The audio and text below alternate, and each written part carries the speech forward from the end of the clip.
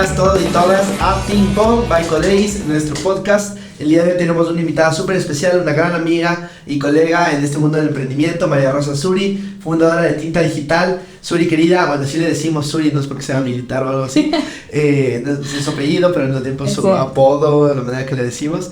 Y pues el día de hoy estamos navideños, este episodio va a salir en Navidad, así que a todos y todas, felices fiestas, feliz Navidad, feliz Hanukkah, lo que ustedes celebren. Y más bien vamos a festejar y conversar un poco de todo lo que hacemos acá en temas de periodismo joven, democratización de la información, emprendimiento, contar un poquito de tu historia y pues después jugar y divertirnos un poco. Así que bienvenida querida, muchas gracias por acompañarnos. Cuéntanos quién eres, qué hace Tinta Digital, quién es María Rosa Suri detrás de todo ese trabajo increíble que ustedes hacen, y empecemos. Bueno, muchas gracias a todo el equipo de Codeis y sobre todo a ti, amigo Francisco, por invitarme el día de hoy acá a este nuevo episodio que están haciendo. Les felicito un montón por todo el trabajo que están haciendo y en realidad, pues bueno, la idea es poder darles un poco de emoción en medio de las fiestas navideñas que estamos viviendo. Así que primero, feliz Navidad a todos y segundo, contarles que bueno, sí me dicen solo Suri, así que no se preocupen, de verdad Francisco no me estaba insultando diciéndome de manera militar. Y segundo, pues bueno, ¿cómo te explico? Yo de verdad soy una persona que está emprendiendo desde hace 2 años y de verdad encontró su cable a tierra que se llama Tinta Digital. En Tinta Digital nos dedicamos a democratizar la información de manera como que creativa y dinámica para jóvenes de Latinoamérica. Lo empezamos, como les comentaba, hace 2 años, pero ha sido un recorrido muy chévere porque también he llegado a descubrir cosas de mí, como por ejemplo que no sé, que he sido creativa, cosas que a veces de verdad como que jamás se me hubiera ocurrido en la vida, o cosas que quizás yo sentía que no eran, que me gusta escribir, investigar como que ya me gustaba antes, también que me gusta hablar frente a las cámaras. En entrevistas no mucho ya, ahí tengo un poco más de nervios, pero en realidad como que son cosas que a veces te he retado y que también me gusta hacer como que representaciones públicas, retarme día a día. Y pues bueno, esto es un poquito de mí y no, tal vez podemos ir contando un poco más a medida que vayamos avanzando en el episodio. Totalmente. Y nuevamente esto es una conversación, no es una entrevista ahí de radio, de televisión, así que relajado, estamos con cervecita para... en Navidad. En Navidad debería ser un rompope o otra cosa, ¿no? Pero bueno. No estudiaste periodismo per se, ¿no es cierto? Entonces, este tema de emprender, ¿no es cierto? De crear un negocio, de crear una fundación, de impactar a personas con lo que están haciendo, ¿cómo ha sido todo ese camino también de redescubrir un poco, ¿no? Porque al final del día estudias, nos vas a contar que estudiaste, y sales a la vida y en vez de tomar una carrera o un camino típico para alguien que estudió lo que estudiaste, empieza... Ya contemos, ya. Un proyecto súper chévere. Voy a estudiar ciencias políticas y relaciones internacionales. Entonces, y también de mi background, yo también soy emprendedor, entonces por eso me siento amigos, ahí, eso fue súper chévere de compartir. Me acuerdo que cuando nos conocimos y conversábamos, no había sacado tus videos todavía, te daba claro, me da un montón de vergüenza. Yo le decía que se anime, y yo tampoco hacía, pero decía que no, él ya intentaba algunos y me decía, solo tienes que hablar y estar seguro de lo que dices y vas con todo. Pero sí, es interesante lo que tú me comentas porque de verdad yo no estudié periodismo y una de las cosas que más me ha pasado ahora es que, o en cualquier espacio es como, tú eres periodista. Y cuando yo digo como, no soy periodista, todo el mundo es como, ¿qué? ¿Cómo que no eres periodista? Y claro, entonces para mí se ha sido primero como un reto en aceptar como que yo no tenía tampoco este camino pensado. No es que cuando yo entré a estudiar ciencias políticas dije, quiero ser comunicadora política o como que hacer temas en comunicación política. Nada, o sea, ni siquiera estaba cerca de eso. De verdad como que sí me metí pensando mucho en la idea de como academia o cosas así un poco como que más estructuradas o cosas que a veces uno le prepara o asesora, o sea, como que etcétera. Entonces, claro, como que fue el aceptar que yo estaba cogiendo otro camino que no lo había planteado nunca en mi vida. Y segundo, también aprender a abrirme un espacio, porque claro, muchas cosas que me ha pasado es que de repente la gente se entera de que no soy periodista y es como que se molesta de que alguien que no ha estudiado periodismo esté haciendo como que periodismo. Y un mejor trabajo que muchos periodistas, ¿no? No, yo respeto como que el trabajo de todos, la verdad ya he aprendido como que cada uno tiene como que su historia, su manera de narrar, etcétera. Pero sí creo como que una de las cosas que sí se ha logrado como que al abrirte espacio desde la ciencia política es que aprendes a ver el periodismo desde otros enfoques, tanto desde un ámbito de estructuras sociales, estructuras de poder, hasta como que un ámbito de cómo sabes investigar, narrar, etcétera. Y por ejemplo en Tinta de verdad como que la base casi de las personas que trabajamos ahí es la politología. Entonces claro, ahí tú te das cuenta que también nosotros más bien nos adaptamos a aprender a hacer periodismo y una de las cosas que yo siempre digo es como el periodismo podría ser aplicado a cualquier carrera y más bien lo que deberíamos es como que motivar a los que ya estudian periodismo a que se metan en diferentes áreas y a los que no estudiamos periodismo también aprender a comunicar, porque eso es algo que siempre en las carreras nos fallan y no nos enseñan a saber comunicarnos. No, totalmente. Y de hecho el otro día notaba que muchas veces en paneles o en eventos formales hacen que los moderadores sean periodistas, porque tal vez son buenos haciendo preguntas, comunicando. Bueno, pero la verdad es que eso sí es medio difícil. O sea, una de las cosas que a mí sí me ha costado un montón es como cuando hago entrevistas y de repente es como, a ver, nosotros hacemos una metodología en donde tienes que salir las cosas en 1 minuto o en 2 minutos máximo. Y entonces, claro, hace una entrevista a un experto. ¿Qué es lo que sucede? Que él habla un montón y yo también le pregunto y de repente luego tengo que curar esa entrevista y es como, imposible. Rayos, ¿por qué no le corté en ese momento? O incluso a veces me doy cuenta de que me repitió las cosas que ya me había dicho de otra manera más bonita, pero no supe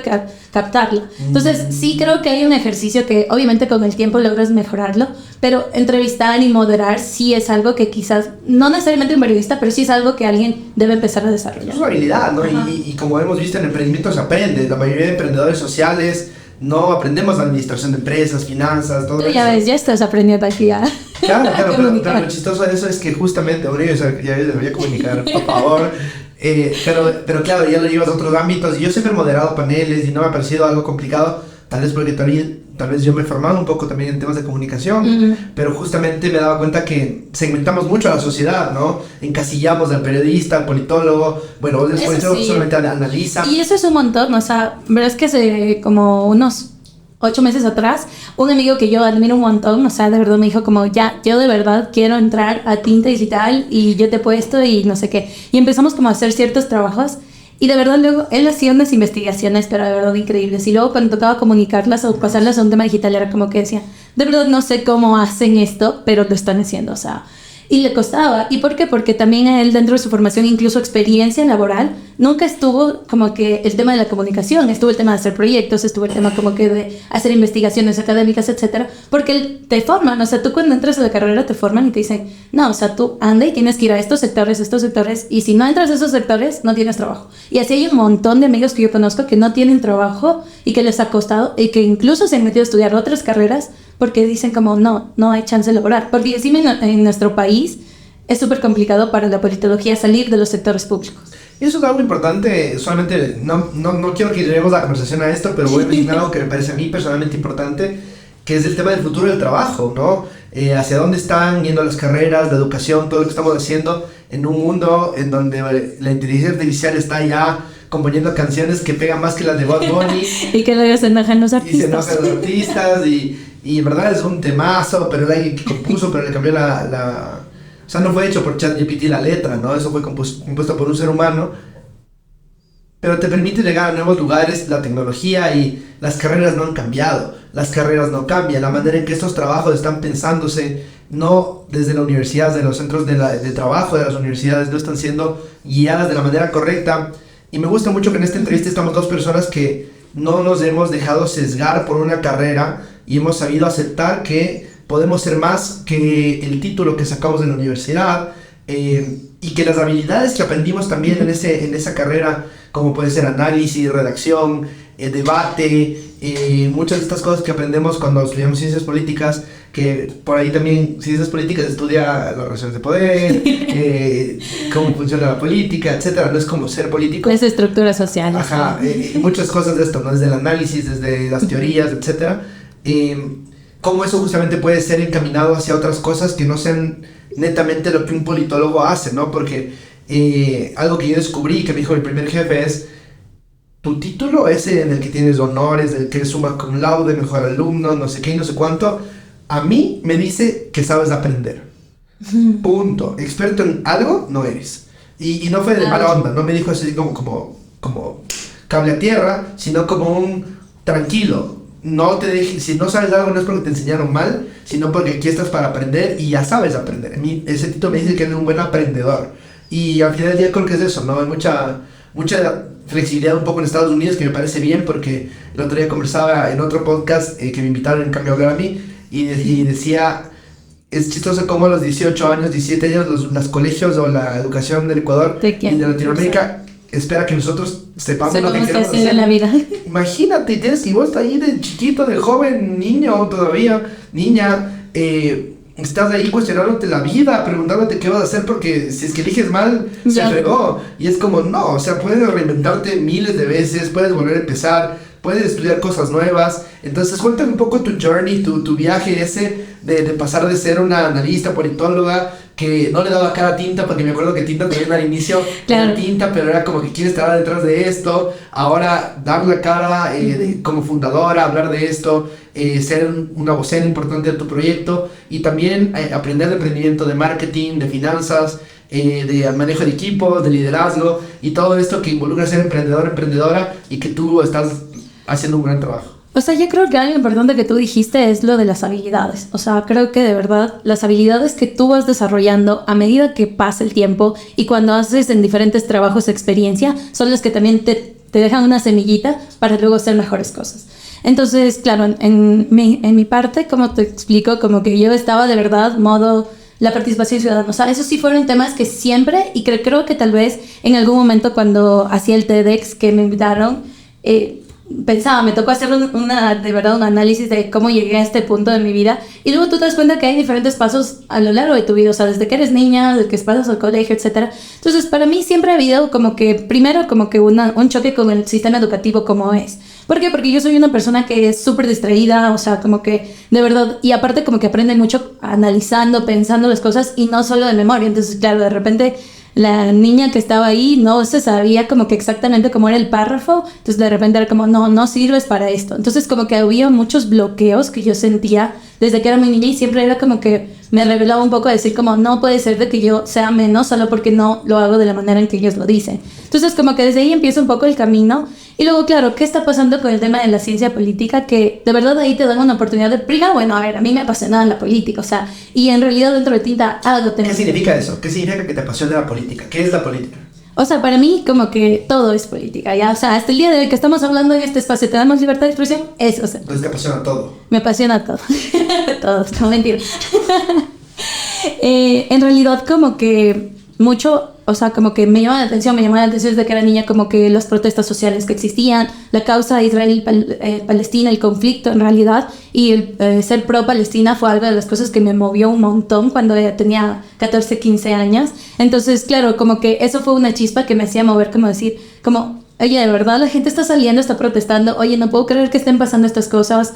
Y así fue una conexión como que muy hacia los temas como sociales, o sea, y aparte yo venía de una familia en donde mi papá de verdad como que desde que éramos niñas nos llevaba a trabajar con las comunidades porque él dirigía diferentes proyectos, entonces trabajamos con él, compartíamos con la gente, y yo siempre sentí como que mucha molestia de esta desigualdad social que vivimos día a día. Entonces como que eso fue uno de los caminos en donde terminé estudiando ciencias políticas. Y claro, en el momento en que estudié, sí me di cuenta durante la carrera que odiaba las relaciones internacionales, la verdad. No, era como que, no, yo tenía full compañeros que eran como, no, yo quiero ser diplomático, yo quiero trabajar en embajadas. Y está bien, o sea, pero de verdad yo no encontraba como que mucho gusto en ese aspecto. Entonces yo sabía que, por ejemplo, cuando me daban sociología, cuando me daban como que teoría política, me gustaba un montón. Entonces como que ya sabía siempre. Y en algunos pasos como que empecé con el tema de pasantías dentro de la Asamblea Nacional, entonces como que pasantías dentro de la SECOM que era en ese momento, entonces como que eso también me ayudaba a estar conectada, y de cierta manera como que si te das cuenta, estar dentro de esos ámbitos también te enseñan a conocer cómo funciona la comunicación. Luego con el paso, pues bueno, yo me metí más un tema también de participación ciudadana que te decía, con diferentes como grupos sociales que llevaban como que acuerdos hacia la asamblea para poder impulsar a los jóvenes, cómo damos más voz a los jóvenes, etcétera. Entonces como que... Juventudes. Exacto, como que fue un camino un poco así. Entonces yo sabía que ahí estaba la participación ciudadana.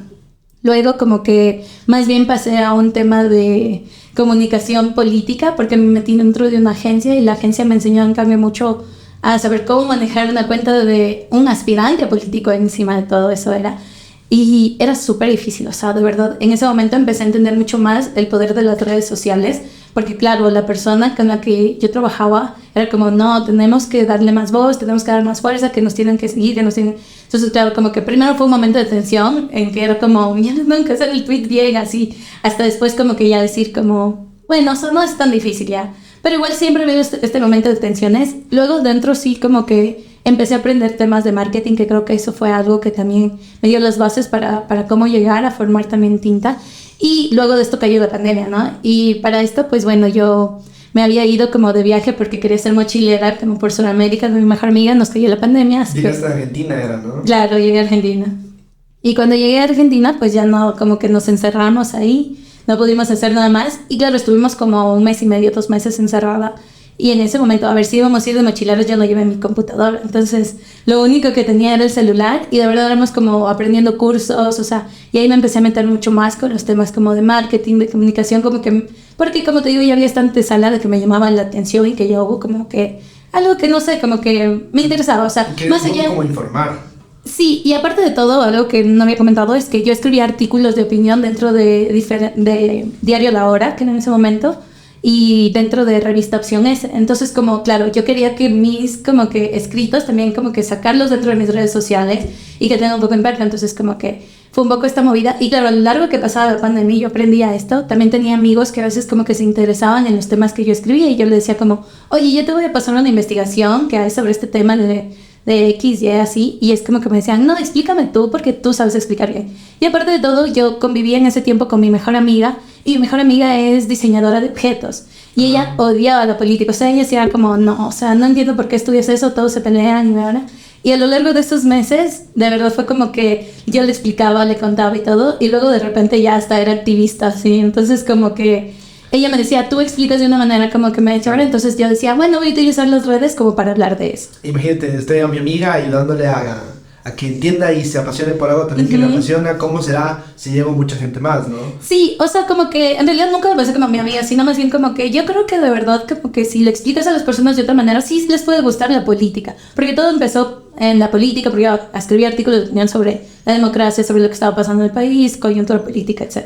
Entonces, claro, como que sí era un punto de decir, ah, sí le gusta a ella, puede que le guste a otras personas y por eso me pregunta. Entonces, como que ahí empezó un poco el tema de quizás de la manera en que nos están dando las cosas, como nos muestran los medios de comunicación, como nos hablan los profesores, etcétera. No es la manera en que estamos aprendiendo y por eso no nos interesamos. Y si no nos interesamos, no participamos políticamente en eso. Total, no, de hecho ahorita no creo que nunca no sé si te he contado mucho esto, pero mi primera empresa social se llamó Social Media for Change y justamente nació cuando Correa demandó al Universal.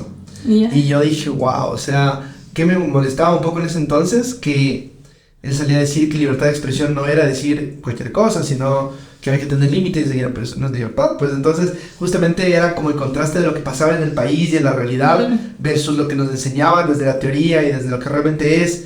Y cómo puedes justamente democratizar un poco esa información que yo estoy aprendiendo porque yo estoy estudiando versus lo que te dice cualquier político, cualquier... O incluso los propios medios. Exacto, los mismos medios que sí tienen un sesgo, tienen una agenda. Entonces, el proyecto se quedó ahí como que en una buena intención, pero me enseñó mucho. Y me gusta a mí que justamente nuevos proyectos como el tuyo están haciendo eso ya en una era donde las redes sociales tienen mucha más relevancia, que en ese entonces recién empezaba el Arab Spring, la primavera árabe, se organizaron por Twitter para votarle a Mubarak, me acuerdo, en Egipto, ¿no? Entonces, creo que me encanta saber que hay proyectos como el tuyo que llevan justamente esta información a gente que posiblemente sin ti nunca se habría enterado de cómo está pasando las cosas de algún lugar de una manera sin sesgo, porque en las familias se habla de política, porque en los entornos se habla de política, pero se habla muchas veces desde la división, desde el odio, desde la falta de tolerancia y desde el sesgo y las agendas. Y algo que tú dices que es importante es como nosotros que ya sabemos cómo funciona. Por ejemplo, yo me acuerdo una de las cosas que me movilizaba, como de verdad tenemos que hacer algo,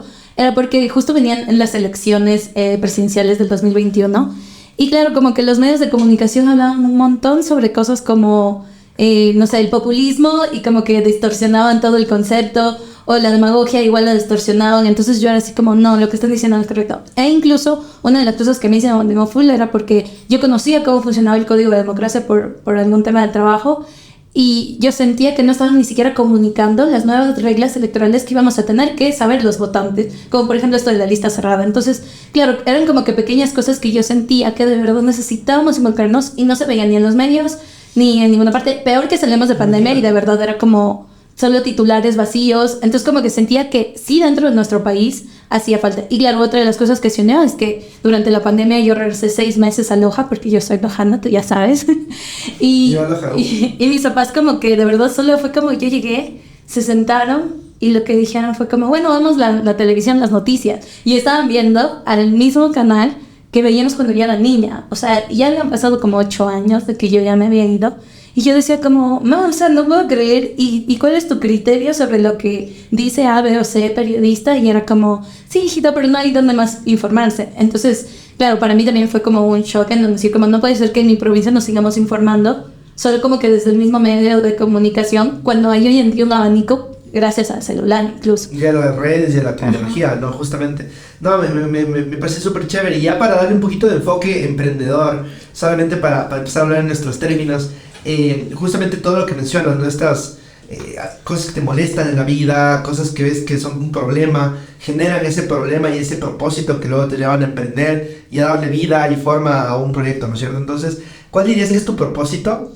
Y cómo te enfocas en ese propósito cuando estás ya creciendo, sacando nuevos proyectos, para no desviarte. Pasa mucho que los emprendedores y emprendedoras sociales y ambientales empezamos con un propósito, con una causa, y luego muchas personas terminan haciendo cosas por el dinero, ¿no? Porque al final tienes que sobrevivir, tienes que ahí pagar las cuentas, etcétera, y a veces te dicen, ve, hagamos algo aquí, hagamos algo allá. A mí me parece que justamente algunas conversaciones tempranas que tuvimos de como que no queremos ser un medio más que paute igual que el resto, que se venda al mejor postor, me gustaba mucho desde ese lado de esa visión, pero cómo ahorita ya le has transformado eso hacia algo que tú ya generas ciertos ingresos, trabajas con organizaciones que tienen por ahí causas aceptables, no sé si todas te alineas, pero a mí me pasó una vez que una ONG que yo admiraba un montón, me di cuenta que estaba trabajando para petroleras y haciendo reportes de investigación para petroleras porque daban plata. Y era como, eso en emprendimiento social le llamamos mission drift, o esta desviación de la misión. Y eso muchas veces mata estos proyectos tan importantes con propósito. Entonces, cuéntanos un poco de tu propósito y de cómo te mantienes con cable a tierra hacia ese propósito y no te vendes justamente porque van a llegar ofertas de todo tipo, hasta corruptas, ¿no es cierto? Y ahí es donde tenemos que mantenernos con los pies en la tierra y saber cómo tener valores y un carácter que nos mantenga en el camino correcto. O sea, a ver, el propósito de Tinta Digital siempre fue democratizar la información. Y en medio de democratizar la información hablamos de educar a las personas, darnos herramientas para que justamente nosotros sepamos cómo vamos a decidir con respecto a cierta información que nos den. Entonces, a partir de eso, una de las cosas que se nos ha abierto un montón las puertas es porque nuestro propósito ha ido calzando en diferentes áreas. Seguramente cuando yo inicié y empezó todo este proyecto fue como democraticemos la política electoral, etc. Y luego cuando fuimos formando este proyecto fue como vamos a hablar sobre 4 ejes. Y entonces nosotros tratamos ejes sobre democracia, derechos humanos, tecnología y creatividad y salud mental, que son. Entonces, a partir de ellos hemos seguido hablando, hemos seguido democratizando informes que se hacen, investigaciones, etcétera. Pero esta democratización llega a calzar luego con otras organizaciones, con cooperación, etcétera, porque ellos también se dan cuenta que hacen un trabajazo hermoso, pero que nadie lo está entendiendo, que se está perdiendo, que nadie ni siquiera se está interesando. Y entonces ahí tú te das cuenta de que cuando tú quieres educar a las personas, hay un montón de información en diferentes áreas. Y puede ser como en áreas, tanto incluso como si hablamos de petroleras, también ellos deberían educar sobre cómo funcionan, de qué manera, que se habla de transparencia, ¿no? Entonces como que esta cosa ha ido calzando y yo creo que en realidad sí ha habido momentos en donde hemos tenido como que hacer un análisis porque sí, cuando empiezas a dar pasos y la gente empieza a darse cuenta de que quizás como tú comunicas es algo bueno y que necesitan ellos también comunicar de esa manera, pueden llegar, sí, momentos en donde te hacen dudar y decir como, oye, no se debe hacer una campaña como que a X empresa porque ellos de verdad como que te están pagando mucho más que quizás una ONG que no tiene las posibilidades. Pero sí llega un tema editorial incluso y de propósitos de decir como, no, o sea, todo bien, pero ese no es nuestro objetivo. Y a medida que hemos tomado esas decisiones también nos ha ayudado porque nosotros no es como que, creo que más bien haber hecho eso nos ha llevado justo en el camino en donde estamos, porque yo te digo, nuestros primeros trabajos fue como que con ONGs y que yo hasta el día de hoy estoy súper agradecida con ellos porque a pesar de que no era un tema de ganancias, fue un tema de hacer experiencia y de hacer camino. Y de confiar también en ti. Ajá, exacto, confiar en mí, porque no es que yo llegué y dije como, toma, mira, esta es mi experiencia con tinta. Este es el catálogo, esto cuesta. Ajá, no, o sea, incluso hasta eso fue un reto para mí como que, porque de verdad yo sí era como, bueno, no importa, aceptemos lo que nos estén dando, luego ya vas aprendiendo y te vas dando cuenta que tú tampoco tienes que regalar tu trabajo, pero al final como que la experiencia que te quedó te fue abriendo como que más puertas, y quizás empezamos con ONGs, pero luego también como que empresas sociales, luego con cooperación, que quizás de alguna u otra manera algo importante que nosotros hemos logrado rescatar como nuestro propósito es educativo, ¿qué es lo que sucede? Que aunque la cooperación o las empresas, etcétera, tengamos ciertas diferencias, nuestros objetivos son claros. Nosotros no vamos a llegar a ser como una publicidad en donde queremos venderte algo como engañando a la gente, sino es educativo. Entonces, en ese punto marcas una línea e incluso los cooperantes, empresas, etcétera, empiezan a aceptarlo. Y luego marcas también tu trabajo, como que se hace de esta manera y no sé tus valores. Oye, y pausa. Déjame cerrar la idea. No, me encanta justamente lo que nos cuentas, querida Suri, porque justamente el entender estos inicios de muchas organizaciones que uno ve con admiración, como Tinta, y le sigue, y se ríe, y se informa, es justamente entender un poquito la historia detrás, ¿no? Y eso a mí me encanta porque detrás de todo éxito, detrás de todo emprendimiento ahí que celebra logros, también hay una historia detrás. Los fundadores son súper fundamentales. Hay dolor también. Yo me acuerdo que Francisco me decía, a veces lo llamaba o le escribía llorando y es como que me decía como, de verdad es que tienes que tener vida, porque Tinta no es todo, tienes que tener vida, salir, socializar, porque también haciendo relaciones públicas puedes llegar a encontrar personas que aporten a tu proyecto, y no económicamente, sino de una manera en donde lo hagan crecer porque tienen ideas, porque les gusta, etcétera. Y bueno, al inicio no lo hacía, la verdad, sí, Francisco no me voy a dejar mentir porque yo estaba metida en decir como, no, es que tenemos que sacar contenidos, que tenemos que hacer esto, pero de verdad luego aprendes que sí es necesario hacer relaciones públicas también, porque si no te quedas tú solo o sola y en un momento a otro es como, chévere, tu trabajo les puede gustar, pero no siempre van a estar topando tus puertas. Y nos pasó a nosotros, yo te digo, hace menos de 3 semanas que empezamos a volver a tener reuniones en Codeis con un equipo de alianzas y yo liderándolo.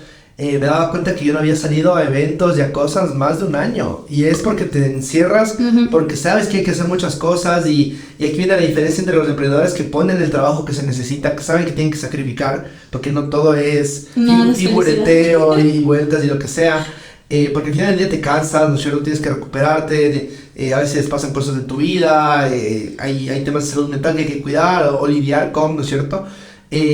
Pero justamente algo que es súper importante para los emprendedores es cómo mantener ese balance entre trabajar duro para hacer lo que tienes que producir y ejecutar versus también tener una vida, cuidarte y conectar también con muchas personas que te pueden ayudar a hacer que esto funcione mejor y se logre mejor, ¿no? Así que qué chévere porque me acuerdo que, claro, empezamos ahí a conversar de Tinta cuando recién empezaba, y a mí me gusta mucho hablar de ahorita lo que Tinta le va a hacer en estas fechas. Sí, de verdad tú me viste así hasta llorando, en donde de verdad entraba en crisis emocionales, porque yo sí era como que no salía, no tenía vida, y no me refiero como que salir y ver a personas, sino en general yo mismo, o sea, no hacer ejercicio, no comía bien, porque estaba como que 100% bloqueada en decir cómo saco adelante, pero en realidad mientras más me bloqueaba, menos oportunidades quizás encontraba. Y por ejemplo, por eso una de las cosas que más nos costó el primer año fue estos errores que a veces como que tú manejas, porque creyendo que si no dejas de lado como que, yo qué sé, yo hacía el 100% de mi tiempo, casi periodismo, investigaciones, trabajo, contenido, y sí estábamos creciendo en comunidad, pero nadie estaba haciendo como que el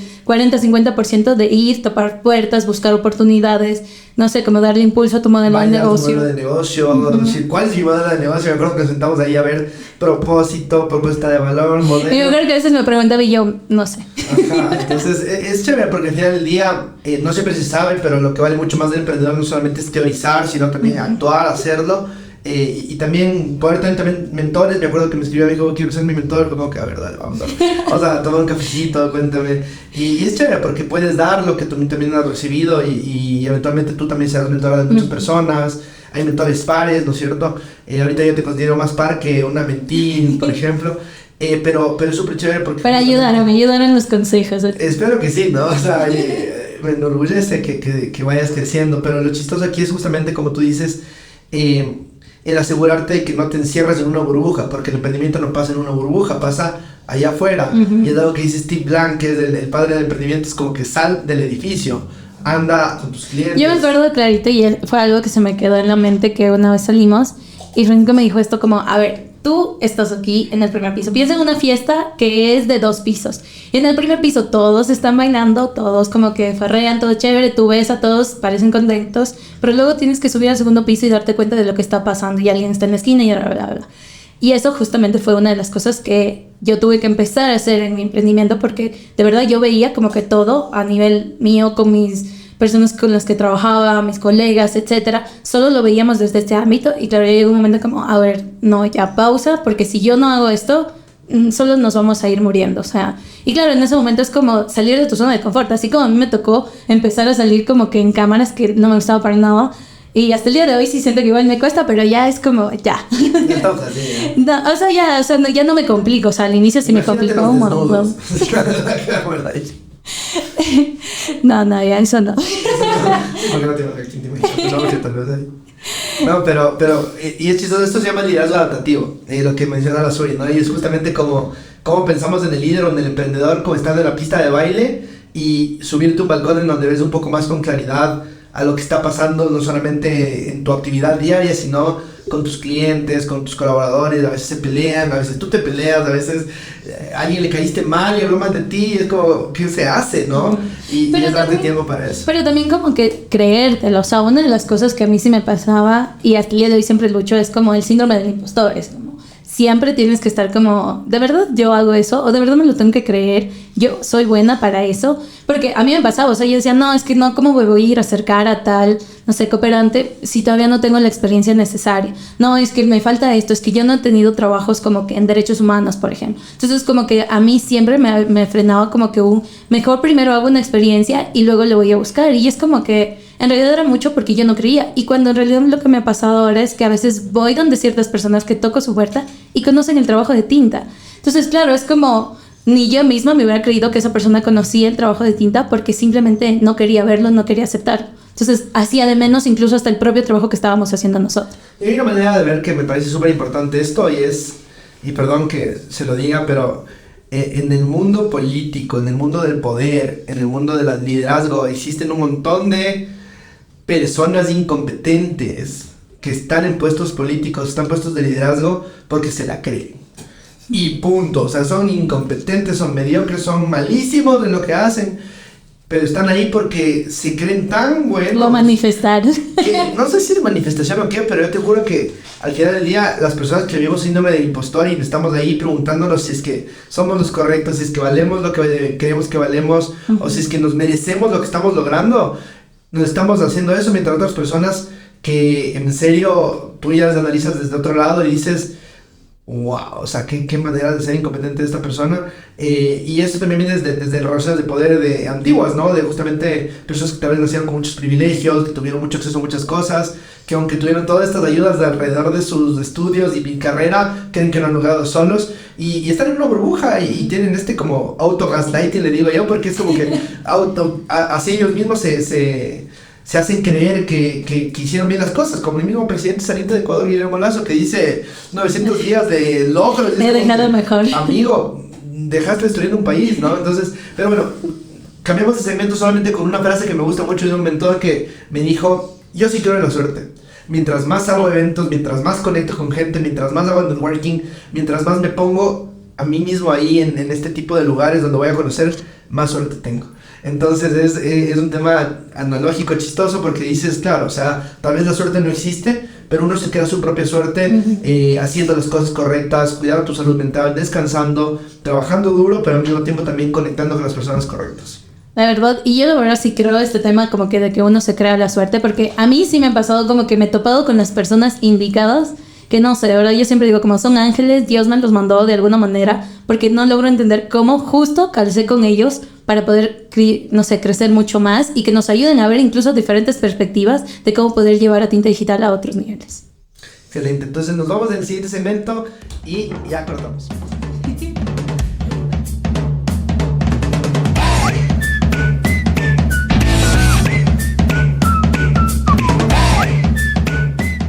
Estamos de vuelta y estamos en nuestra sección del Beer Pong, así que vamos a jugar Beer Pong con Suri y vamos a diferencia de solamente tomarnos del vasito, el que pierde o el que tiene un solo vaso con la bolita tiene que responder una pregunta. Así que vamos ahí, empieza querida Suri. A ver, y para ganar. Tengo mala puntería, pero ahí vamos. Ve, ya, perdiste. Para abajo, vamos. Ahora me toca a mí. No. Aquí hay desventaja, pero porque Francisco ya ha jugado antes. Reglas. Y no puedes así acercarte mucho, sino tienes que lanzar como desde el codo. Ya, a ver. Ya.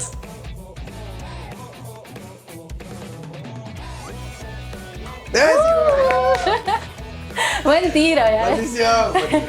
A ver, dale pregunta. ¿Cuál es el peor consejo que te han dado o que has dado? Uno de los dos. Fuerte la pregunta. Cuando todavía estaba casado, estaba en una fiesta en Pittsburgh. Y ya me había hecho amigo de una gente súper chévere y todo. Y un pana me empezó a meter cizaña para que le ponga los pechos a la esposa. Y no lo hice, pero fue muy mal. Fue un mal consejo, bien. Pero me divorcié, entonces ya, me toca. Ah, no. A ver, dale vos de nuevo porque vos metiste.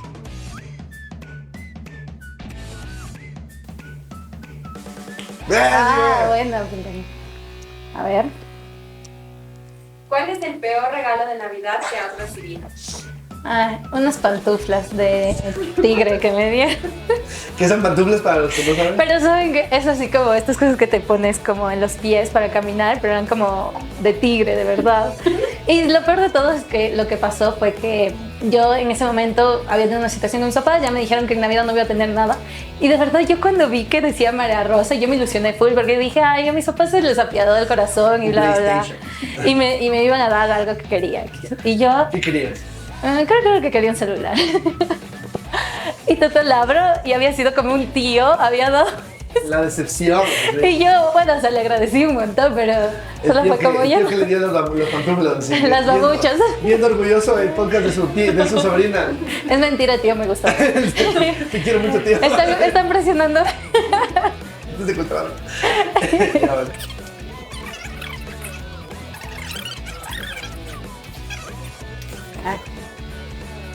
¿Ves? Está bonita la toma. Qué vaina. Ya re... Se corta circuito con ella. Quemados.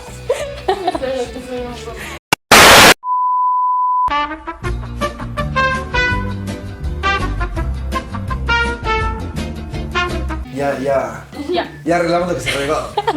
Así que Vaya técnica. ya, mi pregunta. Tu pregunta es, ¿cuál sería tu binomio presidencial perfecto? O sea, si vos fuera presidente. No. Si yo fuera... ¿Cuáles son tus dos candidatos perfectos para un binomio presidencial? Yo. De todos los tiempos del mundo. O sea, de Ecuador. De Ecuador. Contexto Ay, no. ecuatoriano. De Taxeraf. Sin mi incluir. María Rosa Azul y yo. ¿Quién será? A ver, pensemos. Binomio paritario, bien, ya.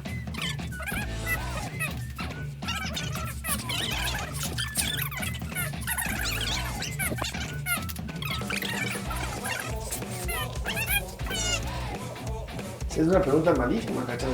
Nunca, Ya, utópico, a ver. Un tópico, ya, o sea, una presidencia global, ya, del mundo, sí. Vivo o muerto, cabrón. Y le pondría a Nelson Mandela, mi héroe, de todos los tiempos de liderazgo, y a Bernie Sanders, mi nombre. Dos hombres. Pero sí sería Bernie Sanders. Michelle Obama, ya. Nelson Bueno, Mandela. Michelle Obama, No, quítame a ya. Nelson Mandela y le pondría a Bernie Sanders con Alexandra Ocasio-Cortez. Bueno, ya. Medio gringo estuviste, pero ya. Perdón, estoy los de color no me convence. No me convence, güey. Pero sí, Alexandra también, ¿no? De color. Alexandra no es de color, pero es justicia. De Ecuador, dije, ¿no? Ah, de Ecuador. Yo soy así como, este man que rosita, digo, los de color no me convencen. Yo entendí eso. ¿Quién más entendió eso? No me entendiste eso de color. Ya ves. No, de Ecuador no me... Corten.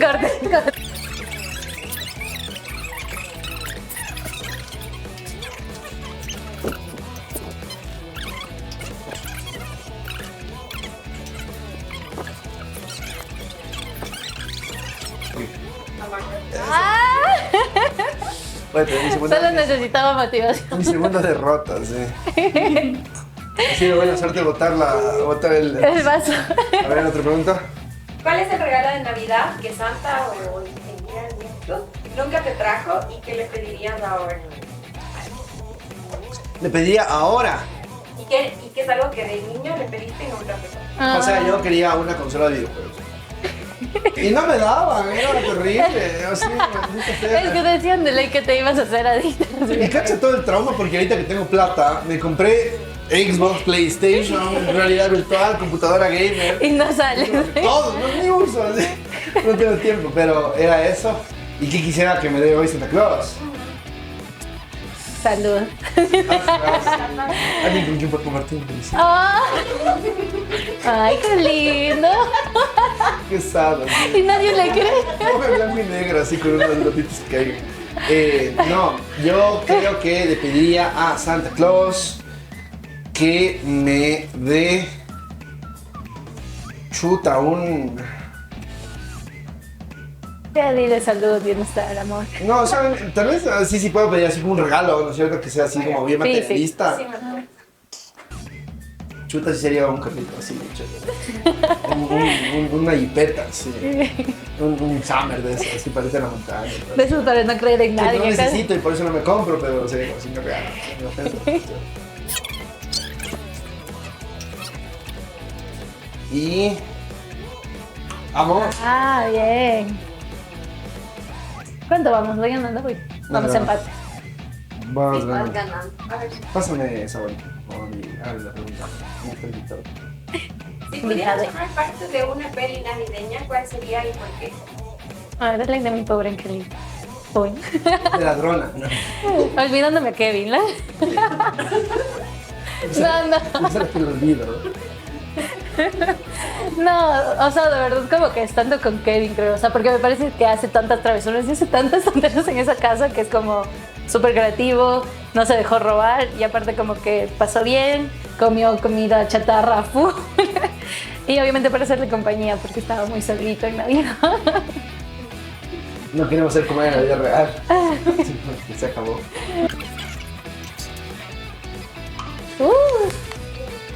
Bien, está mal.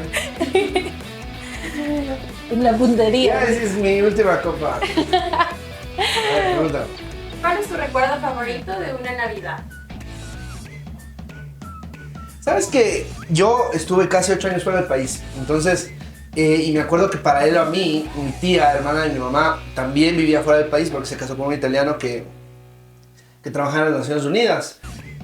Y cuando yo volví, más o menos ella volvió también como que un año después, etcétera, y hubo un tiempo, un par de años, en donde mi abuelito todavía estaba vivo y podíamos celebrar la Navidad como completos, ¿cachas?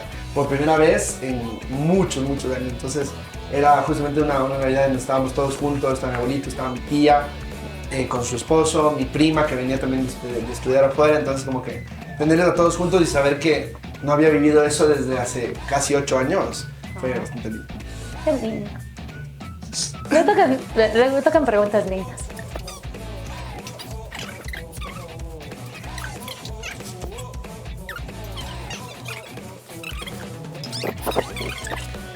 Ahí. ¡Vamos! Todavía vamos. Sí. 3-2. A ver, mi pregunta. La pregunta es, a tu parecer, ¿cuál es el mejor y el peor medio digital en el Ecuador? No me voy a aprender a decir nombres. Ya dije que yo respeto el trabajo de todos los periodistas. Creo que sí hay un medio que siempre pone fake news. Y creo que eso sí tienen que detectar. Empieza con E. ¿Y el mejor? El mejor. No, sí, me gusta mucho apoyar nuestro trabajo, sobre todo por el equipo. Creo que son muy creativos y sobre todo creo que he visto que cada uno de ellos, Majo, Joa, Mati, que ahora entró Tefai, y Pau, le meten un montón de corazón. Entonces creo que en realidad es más hacia eso que hacia cómo nos puede ¿Y ver uno la que gente. admires? Uno que admire un montón, La Silla Vacía de Colombia. Chévere. Ajá. Nice.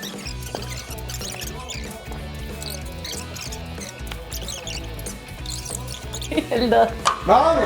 Ay, no puedo creer ya. Empates. Empate. Esto es un poco injusto. A ver. Lo siento por fallar. ¿Cuál es tu unpopular opinion navideña más unpopular? Que no les gusta la Navidad. ¿Qué? Ejemplo, yo creo que el álbum de Luis Miguel de Doñacitos es overrated. Ay, ay, ay. La canción de Mariah. All I Want for Christmas is You. Creo que ya lo hemos escuchado demasiado. Sí, me encanta, de verdad yo también lo paso escuchando, pero sí hay momentos en donde digo como, ya, o sea, desde el 94 le estamos haciendo millonaria, ya paremos. O sea, no me digas como que nadie más puede sacar otra canción de Navidad buena.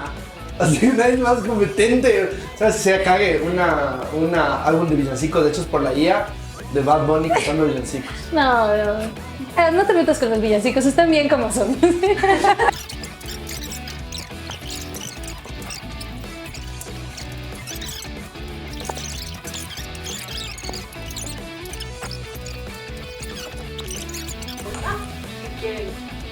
Los dos pueden hacer. Ya, piedra, papel o tijera. A ver.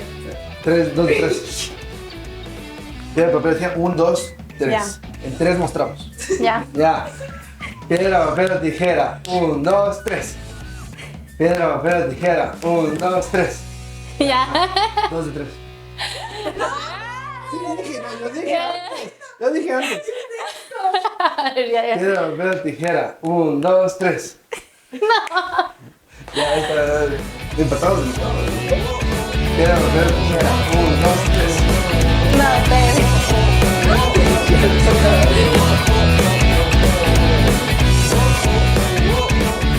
Y ahora tenemos una sesión de preguntas de cultura general, así que vamos a ver cómo nos va y cómo nuevamente competimos aquí. Así que, ¿y por qué competimos? Porque el emprendedor compite, ¿no es cierto? Aquí el emprendedor que le regalan todo, que le hacen todos los favores, es como a una larva de un capullo ayudarle a hacer mariposa más rápido. No se puede, hay que forjarse con el juego, como una espada. Tienes que sufrir. Y al mercado no le importan tus sentimientos, así que hay que competir y a veces se gana y a veces se pierde. Hay que aprender a perder, hay que aprender a ganar y pues vamos a competir con preguntillas. Preguntas sobre Navidad, verán. Comenzamos con el invitado. Suri. Primera pregunta. ¿En qué país es tradición comer KFC en la cena de Navidad?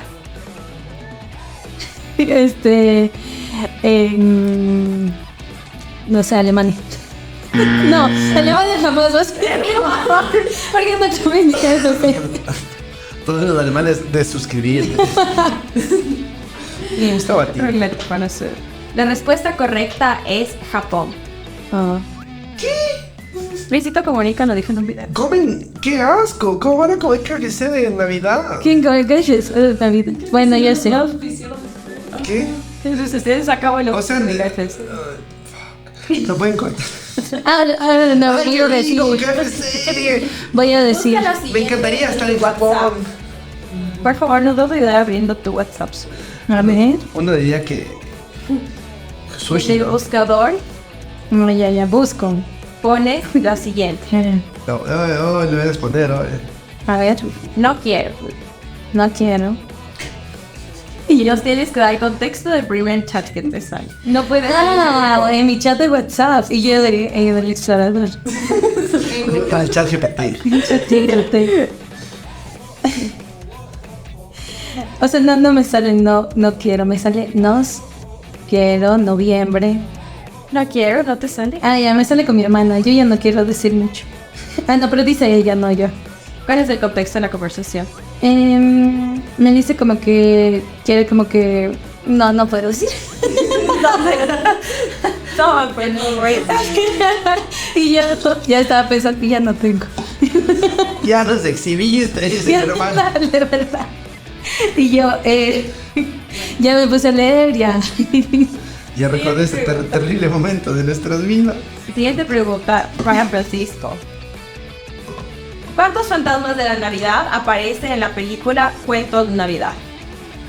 7. No, 4. Los de nanitos. Sí, de respuesta correcta. Eso sí lo sabía. Podías haber respondido la de KFC, ¿ves? No es tan difícil, les dijeron. Todos toman. ¿Qué? Todos toman. Todos. ¿Pero por qué? ¿Cuál es la ruleta? ¿Por qué la ruleta? Ya dije. Siguiente pregunta para Sui. Esta te va a gustar. En Home Alone, o Mi Pequeño Pobre Angelito, ¿a qué país se van de vacaciones los McAllister cuando se olvidan de Kevin? A París. París es un país. Sí, no. Francia. Sí. Pues es la ciudad, ya. No sé si Francia, ¿verdad? Ya, muy bien. Siguiente pregunta para Pancho. Esto es fácil. ¿Quién interpreta a Rage? Jim Carrey. Bien. Siguiente pregunta. Suri, ¿cuál es el nombre de los 3 Reyes Magos y qué regalo lleva cada uno? Tienes un bonus point si dices, o sea, correctamente qué lleva cada uno. Ay, no, ni siquiera me acuerdo de los nombres. Baltasar. Si es que todo, si es que yo respondo, puedo ganar puntos.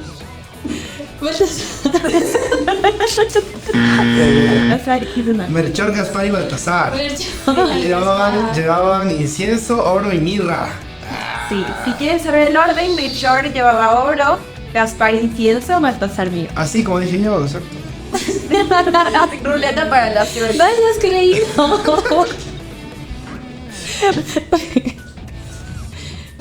Crecí en una familia muy religiosa.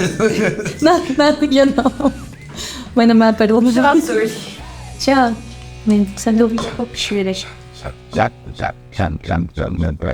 Chao de noticias. Sure.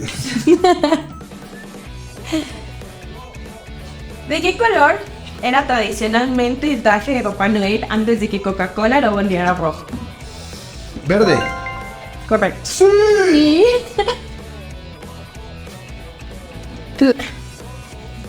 No, ya esto es un miedo. La buena general, o sea, realmente tienes que saber. Me está viendo en Google, verde. ¿Quién en el especial de Navidad de Bob Esponja, ¿quién se disfraza de Papá Noel? Patricia. No, Calamardo. Sí, Calamardo. La idea es todo mal, no. Joder, todo dentro del tiempo, deja de ser así. Y yo intentando cardonar. Yo no vi ese capítulo, la verdad. No me gustan los especiales. Completa el siguiente villancico. Noche de paz, noche de amor, todo duerme. A, alrededor. B, derredor. C, rendedor. B. Derredor. Oye, la respuesta. Correcto. Todo duerme. Sí, correcto, ¿cierto? Sí, porque no ven alrededor. Es como cuántos más Ya jugué. Sí, porque la otra no era, así como que esa era tartoso, así que. Pues la última, Rededor. no la última. Rededor. Alrededor, eso no es una palabra, es como decir que no cunde el pánico. No, que no pasa el cúnico, que eso. El pan del cónico. Ajá. ¿Cuántos renos conducen el trineo de Santa Claus, incluido Rodolfo Enral? Pero son 13. ¿No?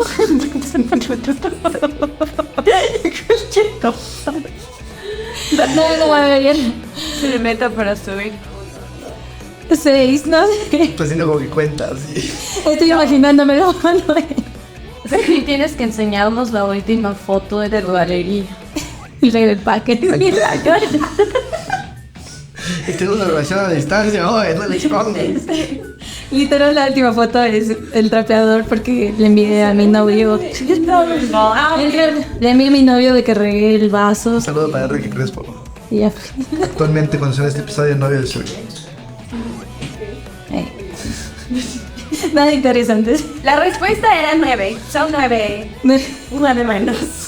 O sea, también es un número bastante arbitrario. Finalmente, última pregunta. ¿Cuántos años estuvo prohibida la Navidad en el Reino Unido en el siglo XII? Les iba a decir, ya tenía que escuchar. Un año. Me olvidé de darte las opciones. 3 meses. No se vale. Francisco siempre tiene opción. 3 meses, 13 años, 33 años, 63 años. 13 años. Bueno, pero es un desafío, yo estoy adivinando. No, es que no sabía. Hoy me sufrí. Quiere el roulette. ¿Quieres roulette? La última foto de tu galería. Está de 11. ¿Qué tiene que ver esa Foto. foto? Sergi como la Rosa Azul y maquillándonos. Para eso, además, acá. Que no estábamos todos blancos. Parecemos, ajá. Los contornos, chicos. Very. Qué suerte que a mí no me hicieran eso. Entonces con esto terminamos nuestro episodio del día de hoy. Muchísimas gracias, querida Suri, por compartir con nosotros, contarnos un poco de tu historia, reírnos, jugar, perder, no mentir. Y pues para todos esos emprendedores, emprendedoras y jóvenes, grandes, chicos que nos ven, ¿qué les dirías como un mensaje final desde ti, desde no solamente la emprendedora, sino el ser humano que hace tinta digital y que día a día sobrevive en este mundo de emprendimiento? Bueno, primero gracias a ti, Francisco, gracias Pancho, gracias a todo el equipo de Codeis que está aquí haciendo posible, no sé, solo grabarnos los episodios, los juegos, todo, me he divertido un montón. Y nada, yo creo que a las personas que nos están escuchando les diría que hay que intentarlo. O sea, si tú tienes un sueño, si sientes que también hay algo que quieres cambiar, inténtalo, rodéate de las personas que tú creas y sobre todo cree en ti mismo. Creo que una de las cosas que más nos olvidamos en el día a día, más allá de si seamos emprendedores o no seamos, es no creer en las habilidades que cada uno tiene, y todas las personas tenemos habilidades, así que empieza a creer más en ti mismo, que seguro cosas buenas te van a llegar. Ya saben, creamos de nosotros mismos, y si en cualquier momento necesitan un apoyo, una mano, un consejo, estamos a un mensaje de distancia en redes sociales. Igual a Suri pueden encontrar como Sumar Ideas, Francisco va DC, Codeis DC, Tinta Digital. Estamos acá para ustedes. La verdad es que muchas veces uno ve estas organizaciones como lejanas y demás, pero somos seres humanos normales. Y somos jóvenes y ahora sí caemos bien a veces. No, y nosotros nos conocimos igual, haciendo eventos, conectando y diciendo, o sea, tomemos un café, conversemos de esto, apóyame, ¿qué opinas de esto todo acá? Hemos hecho algunos proyectos juntos, esperemos que hagamos muchos más en el futuro, así que no sientan miedo a eso, escriban nomás, conecten y nos vemos en la siguiente ocasión.